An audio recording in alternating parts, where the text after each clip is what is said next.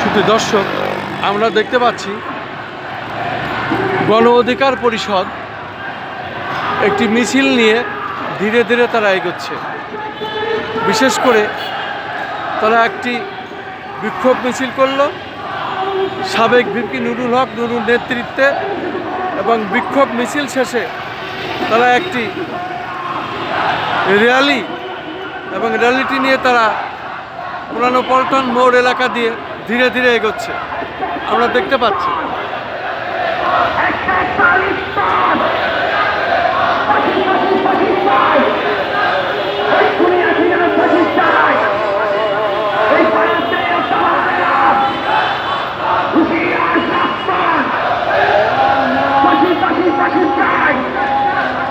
আমরা দেখতে পাচ্ছি গণ অধিকার পরিষদের একটি বিশাল র্যালি।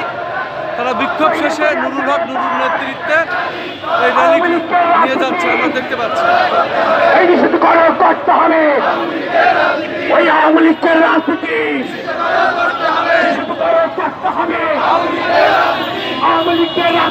তারা আওয়ামী লীগের রাজনীতি নিষিদ্ধ দাবি করছে।